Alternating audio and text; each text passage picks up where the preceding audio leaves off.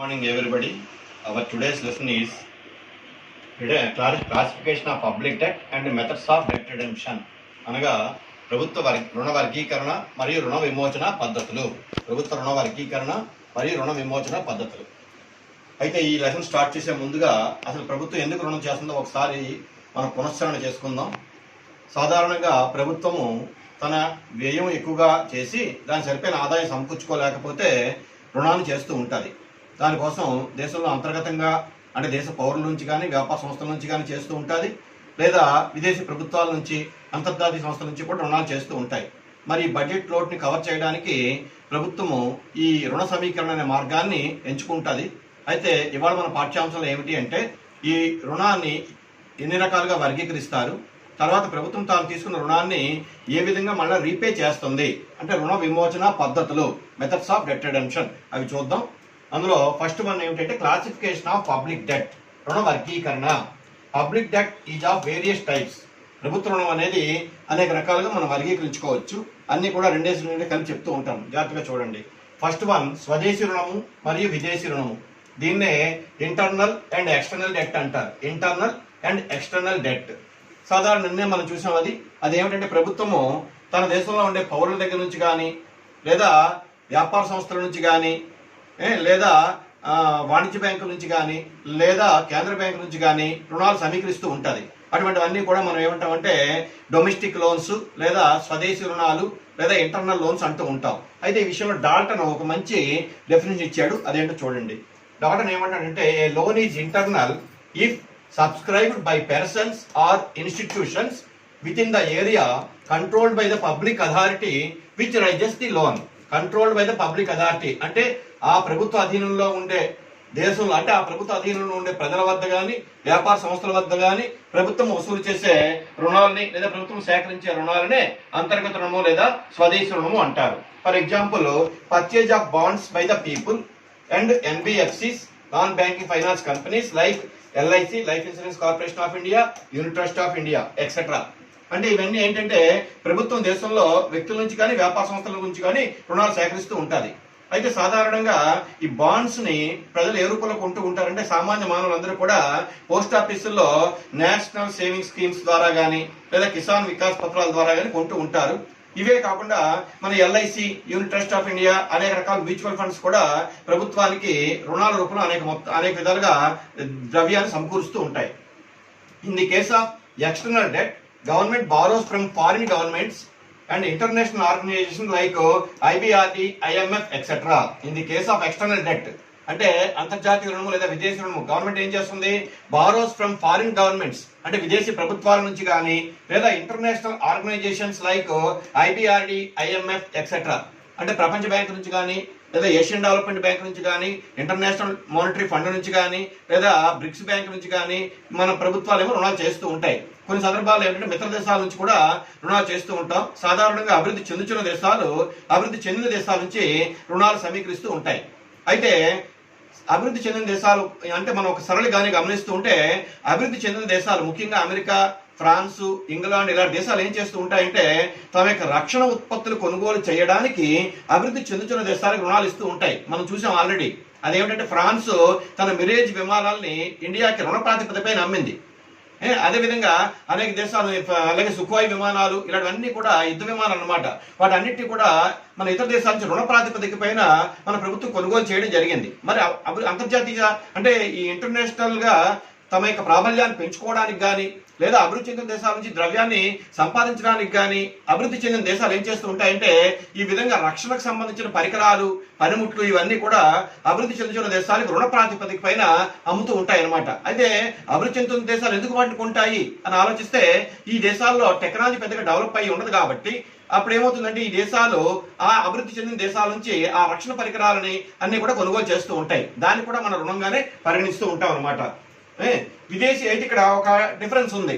స్వదేశీ రుణాలకి విదేశీ రుణాలకి ఉండే ప్రధాన తేడా ఏమిటి అంటే స్వదేశీ రుణాలన్నీ కూడా ఆ దేశ కరెన్సీలోనే చెల్లించవచ్చు ప్రభుత్వం. కానీ విదేశీ రుణాలు కానీ సేకరిస్తే ఆ విదేశీ రుణాలు మన ఇంటర్నేషనల్ కరెన్సీ, స్టాండర్డ్ కరెన్సీలో పే చేయాల్సి ఉంటుంది. ఏమిటా స్టాండర్డ్ కరెన్సీస్ అంటే అమెరికా డాలర్ కానీ, ఇంగ్లాండ్ పౌండ్స్ కానీ, యూరో డాలర్ కానీ ఆ రూపంలో పే చేయాలి. మరి ఆ రూపంలో మనం పే చేయాలి అంటే ఎప్పుడు సాధ్యపడుతుంది అంటే మనం ఆయా దేశాలకి మనం ఎగుమతులు చేస్తే ఆ విధంగా సంపాదించిన విదేశీ మారక ద్రవ్యంతో ఆ రుణాలు తీర్చడానికి అవకాశాలు ఉంటాయి. అంటే విదేశీ రుణాలు మనం సేకరించినప్పుడు ప్రభుత్వం మనది తప్పనిసరిగా ఏం చేయాల్సి ఉంటుంది అంటే ఎగుమతులు పెంచుకోవాల్సిన అవసరం ఏర్పడుతూ ఉంటుంది. కానీ కొన్ని సందర్భాల్లో కొన్ని ప్రత్యేక సందర్భాల్లో ఏం చేస్తుంటాయి, ఆయా దేశాలు మన కరెన్సీలో రుణాలని తీసుకోవడానికి అంగీకరిస్తూ ఉంటాయి. అదే ఒకసారి జరిగింది 1964-65 ఆ టైంలో అమెరికా నుంచి PL 480 ద్వారా భారతదేశానికి గోధుమలు దిగుమతి అయ్యాయి. అయితే ఈ విధంగా దిగుమతి అయిన గోధుమల్ని వాటి తాలూకు ఖరీదు మొత్తాన్ని అమెరికా ఏం చేసిందంటే ఇండియన్ కరెన్సీలో తీసుకోవడానికి అంగీకరించింది. అలాగే ఏదో ప్రత్యేక సందర్భాల్లో తప్పించి సాధారణంగా విదేశీ రుణాలు ఎప్పుడు కూడా మన ఇంటర్నేషనల్ కరెన్సీలోనే పే చేయాల్సి ఉంటుంది.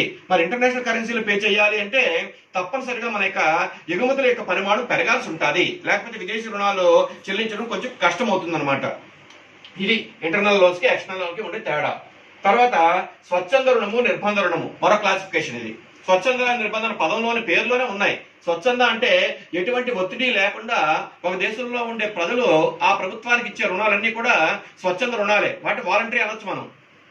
మరి నిర్బంధ రుణాలు, మరి నిర్బంధం అసలు సాధారణంగా ఎవరి దగ్గర నుంచి అయినా నిర్బంధంగా రుణాలు వసూలు చేయగలమా? వ్యక్తి వసూలు చేయలేడు, కానీ ప్రభుత్వము తన విచక్షణాధికారులు ఉపయోగించి రుణాలు వసూలు చేయొచ్చు. ఫర్ ఎగ్జాంపుల్ ఈ కరోనా టైంలో ప్రభుత్వాలు, ముఖ్యంగా కొన్ని రాష్ట్ర ప్రభుత్వాలు ఏం చేశాయంటే తమ ఉద్యోగస్తులకు జీతోత్సవాల్లో కోత విధించే 50% వరకు కూడా. మరి ఉద్యోగస్తులు ప్రభుత్వానికి సహకారం అందించాలి కాబట్టి ఒక విధంగా ఈ రుణం ఇచ్చినట్టే ప్రభుత్వానికి, ఎందుకంటే సగానికి సగం జీతం ప్రభుత్వానికి ప్రస్తుతం మనం రుణం ఇచ్చినట్టే అవుతుంది అనమాట. అలాగా ప్రభుత్వం దేశంలో ఉండే పరిస్థితిని బట్టి ప్రజల దగ్గర నుంచి నిర్బంధంగా కూడా రుణాలు వసూలు చేయొచ్చు. కానీ ఒక విషయం గుర్తుపెట్టుకోండి, ఏ ప్రభుత్వం కూడా అంతర్జాతీయ సంస్థల నుంచి కానీ విదేశాల నుంచి కానీ ఎప్పుడు కూడా నిర్బంధంగా రుణాలు వసూలు చేయజాలదు.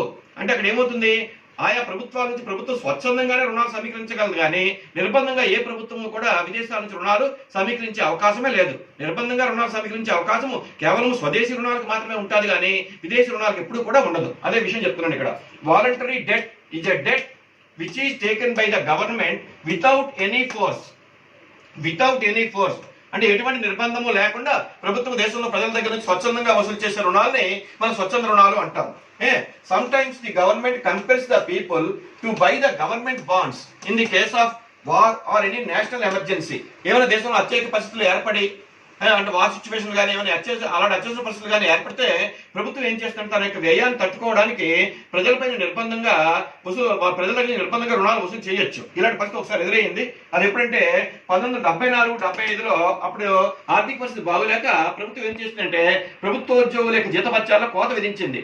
ఏమన్నదంటే కొన్నాళ్ళు పోయాక మళ్ళీ ఇస్తాము, రీపే చేస్తామన్నది. ఆ స్కీమ్ కు పేరు పెట్టారు. ఏమిటి ఆ స్కీమ్ అంటే కంపల్సరీ డిపాజిట్ స్కీమ్ అంటారు, CDS అంటారు. అంటే ఇక్కడ ఏమైంది, ఇక్కడ అది ప్రభుత్వోద్యోగుల దగ్గర మాత్రం నిర్బంధంగా వసూలు చేయగలిగింది, కానీ గవర్నమెంట్ సామాన్య పౌరుల దగ్గర సాధారణంగా నిర్బంధంగా రుణాలు వసూలు చేయడం అనేది జరిగే పని కాదు.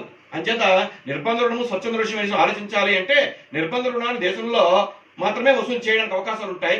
స్వచ్ఛంద రుణాన్ని మనం విదేశాల నుంచి కానీ అంతర్జాతీయ సంస్థల నుంచి కానీ సంపాదించుకోవచ్చు అనమాట.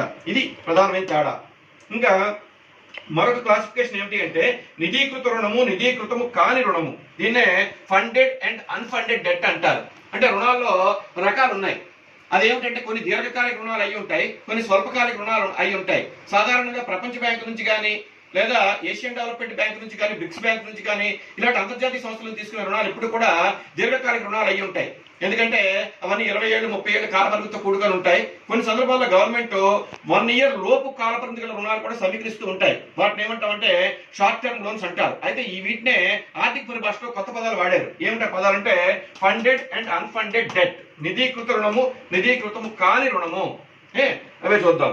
ఇందులో షిర్రాస్ ఒక మంచి డెఫినేషన్ ఇచ్చాడు ఆయన. ఏమంటే funded debt is a long term debt for a definite period. Funded debt is a long-term debt for a definite period. It may from 20 to 30 years, 20 నుంచి 30 ఏళ్ల వరకు కూడా కాలపరిమితి గల రుణాలు అయ్యి ఉండొచ్చు. అలాంటి రుణాలు ఏమంటారంటే నిధీకృత రుణము అంటారు.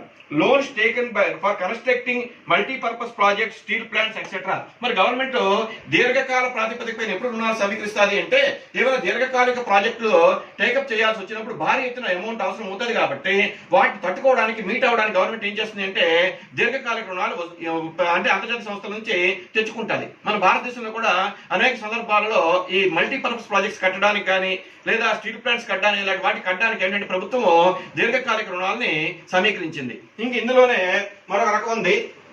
In the funded debt the interest rate to be paid with terms and conditions of repayment are clearly stated in the debt instrument. ఇక్కడ ఈ ఫండెడ్ డెట్ ఏంటంటే ఎప్పుడు ప్రిన్సిపల్ అమౌంట్ రీపే చేస్తుంది, ఎంత రేట్ ఆఫ్ ఇంట్రెస్ట్ ఉంటుంది, అన్ని విషయాలు కూడా క్లియర్ గా ఉంటాయి అన్నమాట. అదే విషయం నేను చెప్తున్నాం. In the funded debt the interest rate to be paid అంటే ఎంత వడ్డీ రేట్ చెల్లించాలి, విత్ టర్మ్స్ అండ్ కండిషన్స్ నిబంధనలు ఏమిటి, of repayment and clearly stated in the debt instrument అంటే ఆ రుణపత్రంలో అన్ని క్లియర్ గా ఉంటాయి. ఎంత వడ్డీ రేటు, ఎంత కాలానికి మనం అప్పిస్తున్న అన్ని విషయాలు కూడా క్లియర్ గా ఉంటాయి ఫండెడ్ డెట్ లో. Unfunded debt is A for a short period is less than a year it is also known as floating debt. Unfunded debt నే మనం ఏమంటామంటే అంటే స్వల్పకాలిక రుణాలు అనుకున్నాం, వాటిని ఫ్లోటింగ్ లోన్స్ అని కూడా అంటూ ఉంటారు. అవి ఏంటంటే దాని కాల పరిమితి చాలా తక్కువగా ఉంటుంది. For example the post office saving deposits, మన పోస్ట్ ఆఫీసుల్లో దాచుకునే డబ్బుని ఎప్పుడు కలిసి అప్పుడు వేస్తూ ఉంటాం, తీస్తూ ఉంటాం. అదంతా కూడా మనం స్వల్పకాలిక రుణంగానే చెప్పుకోవచ్చు. ఈ విధంగా మనకి మూడో క్లాసిఫికేషన్ ఏమిటంటే funded debt and unfunded debt. Classification of public debt is productive and unproductive. వీటిని తెలుగులో ఉత్పాదక రుణము మరియు అనుత్పాదక రుణము అంటారు. సాధారణంగా ఉత్పాదక అనుత్పాదక అనే పదాలు ఎకనామిక్స్ లో ఫ్రీక్వెంట్ గా వాడుతూ ఉంటాం మనం. ఏమిటి ఉత్పాదకత అంటే ఏ ఖర్చు వలన లేదా వ్యయం వలన దేశంలో ప్రజల యొక్క ఆదాయాలు, వాళ్ళ యొక్క కొనుగోలు శక్తి, ఉద్యోగిత ఇవన్నీ పెరుగుతుంటాయో అవి ఉత్పాదక కార్యక్రమాలు, ఉత్పాదక వ్యయంగా చెప్తూ ఉంటాం మనం. అలా కాకుండా వివాహ సంబంధమైన కార్యక్రమాల పైన, మెచ్యూరిటీ ఫంక్షన్స్ పైన ఇలాంటి వాటిపైన పెట్టే ఖర్చులన్నీ కూడా వ్యక్తిపరంగా ఆలోచిస్తే అనుత్పాదక వ్యయం అంటూ ఉంటాం మనం. అలాగా ప్రభుత్వము తాను తీసుకున్న రుణాన్ని ఉత్పాదక కార్యక్రమాల్లో వినియోగిస్తే దాన్ని ఉత్పాదక రుణమని, అనుత్పాదక కార్యక్రమాల్లో వినియోగిస్తే అనుత్పాదక రుణం అని అంటారు. అయితే ఈ విషయంలో అర్థశాస్త్రవేత్తల్లో కొన్ని భిన్నాభిప్రాయాలు ఉన్నాయి. అవేమిటో తర్వాత చెప్తాను, ముందు చూద్దాం. ప్రభుత్వం తాను తీసుకునే రుణాలను తిరిగి ఆదాయం వచ్చే కార్యకలాపాలపై ఉపయోగిస్తే అటువంటి రుణాలు ఉత్పాదక రుణాలు. అంటే ఏంటి, ప్రభుత్వం తాను తీసుకున్న రుణాన్ని పలానా ప్రాజెక్ట్ పైన లేదా పలానా యాక్టివిటీ పైన ఖర్చు పెడితే దాని తిరిగి ఆదాయం వస్తే అటువంటి రుణాలని ఉత్పాదక రుణాలు అంటారు. For example loans taken for railways, establishment of industries etcetera. For example government ఒక స్టీల్ ప్లాంట్ ఏదో కట్టడానికి 1000 కోట్ల రూపాయల రుణం సమీకరించింది అనుకుందాం. ఆ ప్రాజెక్ట్ పూర్తయిన తర్వాత అందులో సుమారు 50,000 మందికి కానీ ఉపాధి అవకాశాలు కానీ లభ్యమైతే దానివల్ల ఏమవుతుందంటే వాళ్ళకి ఆదాయాలు పెరుగుతాయి, తద్వారా దేశంలో ప్రజల యొక్క కొనుగోలు శక్తి పెరుగుతుంది, ఆర్థిక వ్యవస్థ ముందంజ వేయడానికి అవకాశాలు ఉంటాయి.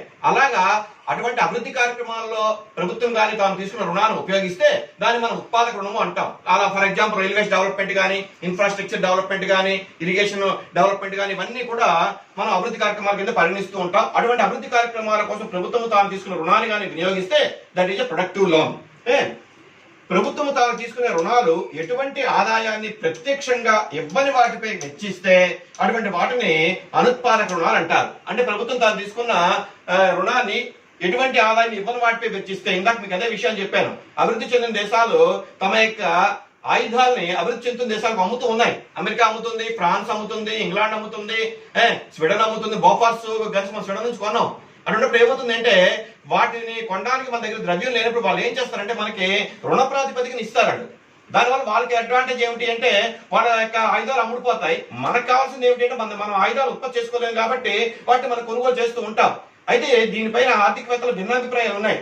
రక్షణ కార్యక్రమాల కోసం తీసుకునే రుణాలు అవి అనుత్పాదక రుణాన్ని ఎలా చెప్తాం? ఎందుకంటే రక్షణ అనేది దేశానికి అది ప్రధానమైనది. రక్షణ అనేది లేకపోతే దేశం సార్వభౌమాధికారం కోల్పోతుంది. అటువంటిప్పుడు దానిపైన మనం పెట్టే ఖర్చు అనుత్పాదకమైన ఎలాగంటాం? దానికోసం తీసుకున్న రుణాలను ఎలాగా మనం అనుత్పాదక రుణాలు అంటామని ఆర్థికవేత్తల అభిప్రాయాలు ఉన్నాయి. అయితే మొత్తానికి చెప్పేది ఏమిటి అంటే ప్రభుత్వము తాను తీసుకున్న రుణాలను ఉత్పాదక కార్యక్రమాల్లో వినియోగిస్తే తద్వారా ప్రజల ఆదాయాలు పెరిగితే అవి ఉత్పాదక రుణాలు. అలా జరగకుండా ఉంటే అటువంటి వాటిని ఏమంటామంటే అనుత్పాదక రుణాలు అంటాం, అన్ప్రొడక్టివ్ లోన్స్. నెక్స్ట్ విడుదల చేసిన రుణాలు, విడుదల చేయని రుణాలు. ఇది ఒక కొత్త పదంలా అనిపిస్తుంది. విడుదల చేసిన, విడుదల చేయని. ఇంగ్లీష్ లో రిడీమబుల్ అండ్ ఇర్రిడీమబుల్ డెట్స్ అంటారు. Redeemable and irredeemable debts. మనకి ఎల్ఐసిలో కొన్ని పాలసీలు ఉంటాయి. అవి ఏమిటంటే ఎండోమెంట్ పాలసీలు అంటే హోల్ లైఫ్ పాలసీలు అని. ఎండోమెంట్ పాలసీలో టైం పీరియడ్ ఫిక్స్డ్ గా ఉంటుంది. ఓ 15 ఏళ్ళు 10 ఏళ్ళు 20 ఏళ్ళు అలాగా ఆ పీరియడ్ అయిపోయిన వెంటనే మనకి ఆ మెచ్యూరిటీ అమౌంట్ వచ్చేస్తూ ఉంటుంది. అదే మనీ బ్యాక్ పాలసీలో టైం ఇంటర్వెల్స్ పెట్టి వచ్చేస్తుంది 5 ఏళ్ళు 10 ఏళ్ళు 15 అలాగా. కానీ హోల్ లైఫ్ దాంట్లో ఏంటంటే మనం అలా ప్రీమియం కడుతూనే ఉండాలి. కట్టిన తర్వాత చివరికి మన బతుకున్నంత కాలం ఏమీ రాదు, మనం చనిపోయిన తర్వాత వారసులకు మాత్రం వస్తుంది. ఇక్కడ అలాంటిదే ఇది. విడుదల చేయని రుణాలు ఏమిటంటే ప్రభుత్వం తాను తీసుకున్న రుణాన్ని కేవలం వడ్డీలు మాత్రమే చెల్లిస్తూ అసలు ఎప్పటికీ కూడా చెల్లించకుండా అలా ఉంచేస్తే అదొక వెరైటీ. ప్రభుత్వం తాను తీసుకున్న రుణాన్ని వడ్డీలు చెల్లిస్తూ దాంతో పాటు అసలు కూడా రీపే చేసేస్తే అదొక రకం. అవే ఈ రెండు చూద్దాం. ఇవి redeemable debt is that which is repayable by the government after a fixed period of time. అంటే గవర్నమెంట్ ఎంత టైంకి అయితే రుణం తీసుకుందో అది 10 ఏళ్ళు కావచ్చు 15 ఏళ్ళు కావచ్చు, ఆ ఫిక్స్డ్ పీరియడ్ ఆఫ్ టైం అయిపోయిన వెంటనే తీర్చేస్తుంది అనమాట. The interest on this loan is paid by the government regularly. అంటే అందులో నిబంధనలు ఉంటాయి, కండిషన్స్ ఏమిటంటే యాన్యువల్ గా పే చేస్తామా, హాఫ్ ఇయర్లీలో పే చేస్తామా, క్వార్టర్లీలో పే చేస్తామా అని క్లియర్ గా ఉంటాయి. కాబట్టి ఆ ఇంటర్వెల్స్ లో గవర్నమెంట్ ఏమో వడ్డీ రేట్ పే చేస్తూ ఉంటుంది. కాలపరిమితి పూర్తయిన తర్వాత ఆ రుణ మొత్తాన్ని తిరిగి తీర్చేస్తుంది. అలాంటి రుణాలు ఏమంటామంటే రిడీమబుల్ డెట్స్ అంటాం. అంటే విడుదల చేసిన రుణాలు, అంటే ప్రభుత్వం తాను తీసుకున్న రుణాలు తిరిగి ప్రజలకు ఇచ్చేస్తుంది అనమాట. ఇంకా when the debt matures, the government pays back the principal amount to the lenders. అంటే ఎప్పుడు గవర్నమెంట్ అసలు మొత్తం ఇచ్చేస్తుంది అంటే ఆ కాలపరిమితి పూర్తయిన తర్వాత పూర్తి మొత్తం ఇచ్చేస్తుంది. ఈ మధ్యకాలంలో ఇంట్రెస్ట్ అంతా కూడా ఆ కండిషన్స్ బట్టి క్వార్టర్లీ కానీ, హాఫ్ ఇయర్లీ కానీ, యాన్యువల్ కానీ పే చేస్తూ ఉంటుంది. అలా డెట్స్ మనం ఏమంటామంటే రిడీమబుల్ డెట్స్ అంటాం. ఇంకా మరొక వెరైటీ ఉంది, అది ఇర్రిడీమబుల్ డెట్. దాన్ని ఏమంటామంటే విడుదల చేయని రుణాలు. ఇక్కడ ఏం చేస్తా చూద్దాం.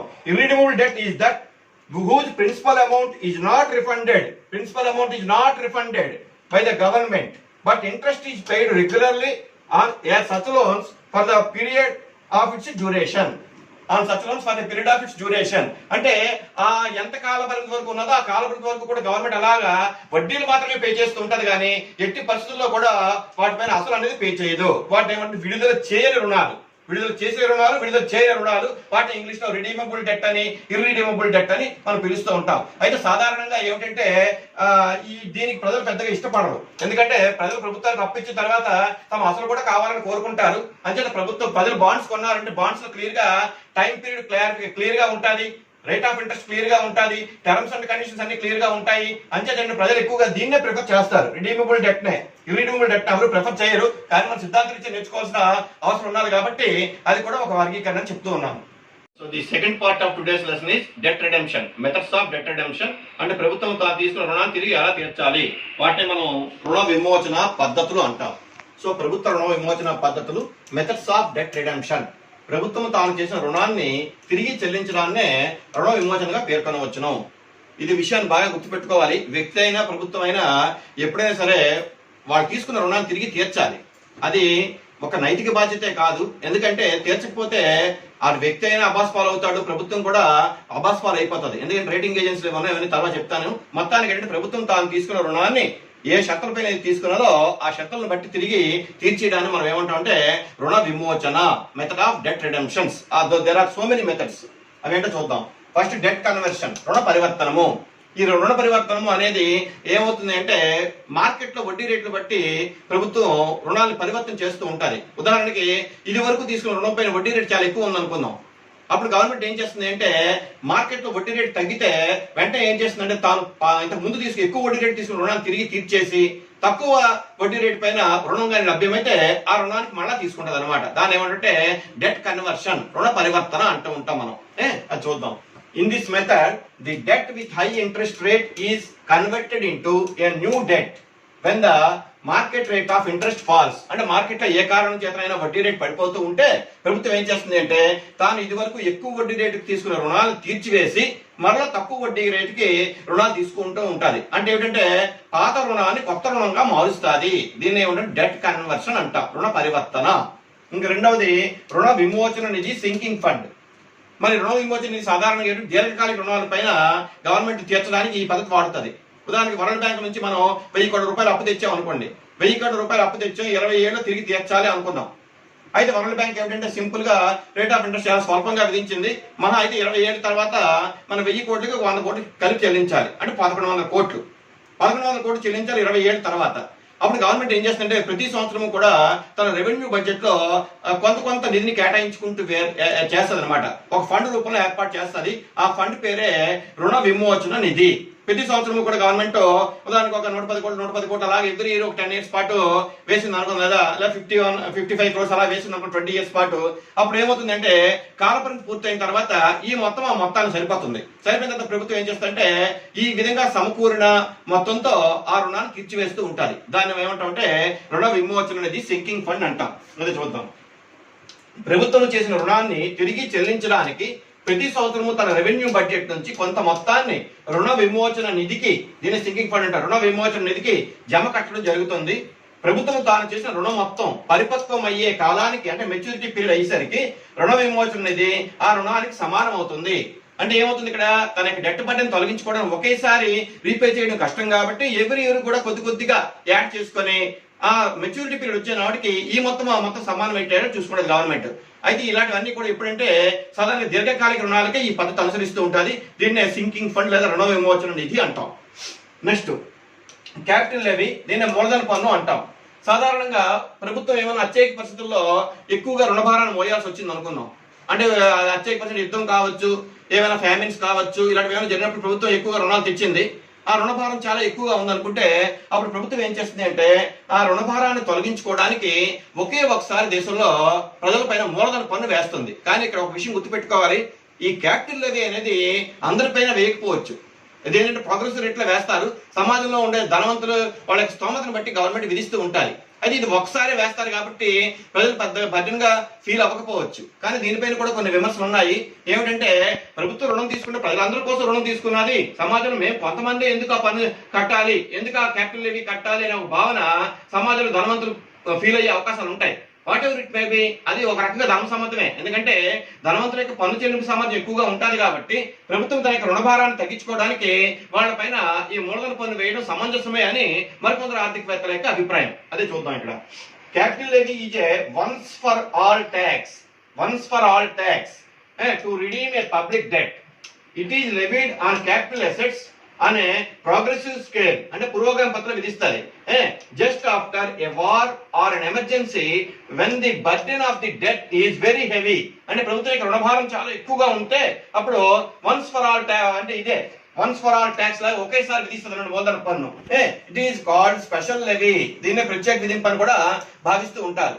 అయితే ఇది సాధారణంగా అరుదుగా జరుగుతూ ఉంటుంది. ఎందుకంటే సమాజంలో కొంతమందే ఆ పన్ను భారాన్ని భరించడం లేదా రుణభారాన్ని భరించడం, మిగతా వాళ్ళందరూ మేము భరించుకోవడం అనడం అనేది కొంచెం ధర్మసమ్మతం కాదనిపిస్తుంది. కానీ ఏంటంటే ఒక రకంగా ఆలోచిస్తే ధనవంతుడికి పన్ను చెల్లింపు సామర్థ్యం అధికంగా ఉంటుంది కాబట్టి ప్రభుత్వ రుణభారాన్ని వాళ్లే భరించడం అనేది ధర్మసమ్మతంగా అనిపిస్తుంది కూడాను. మొత్తానికి ఏంటంటే క్యాపిటల్ లెవీ కూడా రుణ విమోచనకు ఒక మార్గము. తర్వాత రుణ నిరాకరణ, దీన్నే రిపిటిషన్ ఆఫ్ డెట్ అంటారు. ఇది సాధారణంగా ఎవరు చెయ్యరు, ముఖ్యంగా ప్రభుత్వాలు అసలే చేయకూడదు. మనం తీసుకున్న అప్పుని తిరిగి తీర్చకపోతే ఏమవుతుందంటే ఖచ్చితంగా అబాస్పాలు అయిపోతాం. ఈ మధ్య మనం వ్యక్తులకు కూడా బ్యాంకుల్లో సిబిల్ రేటింగ్ అని ఇస్తున్నారు. సిబిల్ రేటింగ్ ఉదాహరణ ఒక వ్యక్తి పర్సనల్ లోన్కో హౌసింగ్ లోన్కో బ్యాంక్ వెళ్ళిన వెంటనే వాళ్ళు మన దగ్గర డేటా అంతా అడుగుతారు, ఎక్కడెక్కడ అప్పు తీసుకున్నారు ఏమిటి కదా అని. అడిగిన తర్వాత మన రేటింగ్ చూస్తారు. ఉదాహరణకి మనం ఇదివరకే కొన్ని బ్యాంకుల దగ్గర అప్పు తీసుకొని రుణాలు కానీ ఎగ్గొట్టేస్తే మనకి నెగిటివ్ స్కోర్ వస్తుంది. అప్పుడు బ్యాంకులు ఏమంటే బాబు మీకు ఇంక మేము రుణాలేమో మీరు వెళ్ళిపోండి అంటారు. అంటే అర్థమైతే అక్కడ మన రేటింగ్ పడిపోతుంది అనమాట. అంటే అది ఎప్పుడు పడిపోతుంది, మనం తీసుకున్న రుణాన్ని సకాలంలో తిరిగి చెల్లించకపోయినా లేదా ఎగ్గొట్టడానికి ప్రయత్నించినా అప్పుడు నెగిటివ్ రేటింగ్ లో వెళ్ళిపోతాం మనం. అదే విధంగా ప్రభుత్వాలు కూడా ఈ అంతర్జాతీయ సంస్థల నుంచి కానీ విదేశీ ప్రభుత్వాల నుంచి కానీ అప్పు తీసుకున్న తర్వాత ఆ రుణాలు తిరిగి చెల్లించకపోతే ప్రభుత్వాలకు పైన కూడా ప్రతికూల ప్రభావాలు పడే అవకాశాలు ఉంటాయి. అయితే ఇది మనం సిద్ధాంతం నేర్చుకుంటాం మనం రుణ నిరాకరణ అనేది. కానీ వాస్తవంగా ఇది అంత మంచి పద్ధతి కాదు. ప్రభుత్వం తాను తీసుకున్న రుణాలు తిరిగి చెల్లించను అని ప్రకటించడాన్ని రుణ నిరాకరణగా చెప్పవచ్చును. తిరిగి చెల్లించను, I'm unable to pay, I'm not interested to pay ఇలా అన్నాం. అయితే ఇవన్నీ ఎప్పుడో జరిగి ఉండొచ్చు. ఎవరైనా 3 ఉదాహరణలు ఉన్నాయి మనకి. అవి ఏమిటంటే 1917 బొల్షివిక్ విప్లవం వచ్చింది రష్యాలో. అప్పుడు ఏమిటంటే ప్రొలెటేరియట్ డిక్టేటర్షిప్, శ్రామిక నేతృత్వం ఏర్పడింది లెనిన్ నాయకత్వంలో. అప్పుడు వాళ్ళు ఏం చేశారంటే అంతవరకు జార్జ్ చక్రవర్తి చేసిన రుణాలన్నీ కూడా మేము చెల్లించము అని ఈ మెథడ్ వాడారు, రుణ నిరాకరణ. అప్పుడు అది సమంజసం అనిపించింది. తర్వాత 1961 to 65 మధ్యలో అమెరికాలో కూడా కొన్ని రాష్ట్రాలు ఈ పద్ధతి అవలంబించాయి, మేము రుణాలు తిరిగి చెల్లించమని. కానీ ఏవో అరుదుగా జరిగే సంఘటన తప్పించి సాధారణంగా ఏ ప్రభుత్వం కూడా తాను తీసుకున్న రుణాన్ని తిరిగి చెల్లించను అని చెప్పదు. ఎందుకంటే చెప్తే మనకి వరల్డ్ లో కూడా రేటింగ్స్ వస్తారు మన ప్రభుత్వాలకు కూడాను. ఆ రేటింగ్ ఎప్పుడైతే పడిపోయిందో ప్రభుత్వం ఏమవుతుందంటే మరలా ఏ అంతర్జాతీయ సంస్థల నుంచి కానీ ఏ విదేశీ ప్రభుత్వాల నుంచి కానీ రుణాలు సమీకరించడానికి అవకాశాలు పూర్తిగా కనుమరుగైపోతాయి. కాబట్టి ఏ ప్రభుత్వం కూడా రుణ నిరాకరణ చేయదు. కాకపోతే ఏం చేస్తుంది అంటే ఆర్థిక పరిస్థితి బాగోలేనప్పుడు రుణాన్ని వాయిదా వేయమని కోరుతారు. అంటే ఉదాహరణ 10 ఏళ్ల కాలం రుణం తీసుకున్నాం, ఆ 10 ఏళ్ళు మనం తిరిగి చెల్లించలేకపోతే మరొక 10 ఏళ్ళు పీరియడ్ పెంచండి అని అడుగుతారు తప్పించి రుణాలు తిరిగి చెల్లించమనేది సాధారణంగా ఏ ప్రభుత్వం కూడా చేయదు. అది వాంఛనీయం కూడా కాదు. మొత్తానికి ఏంటంటే రుణాన్ని తిరిగి చెల్లించడానికి అనేక పద్ధతులు ఉన్నాయి. ఒకటి రుణ పరివర్తన, రుణ విమోచన అనేది, మూలధన పన్ను, రుణ నిరాకరణ, రిపిటేషన్ ఆఫ్ డెట్. ఇలాగా అనేక పద్ధతులు ఉపయోగించి ప్రభుత్వం తాను తీసుకున్న రుణాన్ని తిరిగి చెల్లించడానికి ప్రయత్నాలు చేస్తూ ఉంటుంది. కానీ ఒకటి ఏమిటి అంటే సాధారణంగా మన అభివృద్ధి చెందిన దేశాల్లో లోటు బడ్జెట్ ప్రవేశపెడుతున్నారు కాబట్టి రుణాలు సమీకరించడం అనేది సర్వసాధారణం అయిపోయింది. అటు కేంద్ర ప్రభుత్వం కానీ ఇటు రాష్ట్ర ప్రభుత్వాలు కానీ రుణాలు సమీకరించిన తర్వాత రుణభారం గురించి కూడా ఆలోచించుకోవాలి మనం. ఎందుకంటే రుణభారం ఎవరిపైన పడుతుంది? ప్రస్తుత తరాలపైన పడుతుందా, భవిష్యత్ తరాలపైన పడుతుందా, అది కూడా ఆలోచించుకోవాలి. ఎందుకంటే ప్రభుత్వం లాంగ్ టర్మ్ లోన్ తీసుకున్న తర్వాత నెక్స్ట్ జనరేషన్ పైన దానికి భారం పడవచ్చు, వడ్డీ చెల్లింపులు ఇవన్నీ. అంచేతంటే రుణాలు తీసుకునేటప్పుడు సాధ్యమైనంత వరకు కూడా ఉత్పాదక కార్యక్రమాల్లో వినియోగించి తద్వారా ప్రజలకు ఆదాయాలు పెంచి ఆ రుణాన్ని తిరిగి తీర్చడానికి అవసరమైనట్టుగా చూసుకోవాలి. లేకపోతే ఏమవుతుందంటే రాబోయే తరాల వారు కొంచెం ఇబ్బంది పడే ప్రమాదం ఉంటుంది. అంచేత రుణభారం ప్రస్తుత తరాల వారు భరిస్తారా, భవిష్యత్ తరాల వారు భరిస్తారా? ప్రస్తుత తరాల వారు భరించేటట్లయితే ప్రభుత్వం ఏమైనా పన్నులు వేయాలా? భవిష్యత్ తరాల వారి పైన కానీ పడితే వడ్డీ చెల్లింపులు ఏ విధంగా ఉంటాయి? అన్ని విషయాలు కూడా కూలంకషంగా పరిశీలించి ప్రభుత్వము తాను తీసుకున్న రుణాలను ఎప్పటికప్పుడు చెల్లించడమే సర్వ విధాల ఉత్తమమని ఆర్థికవేత్తల యొక్క అభిప్రాయం.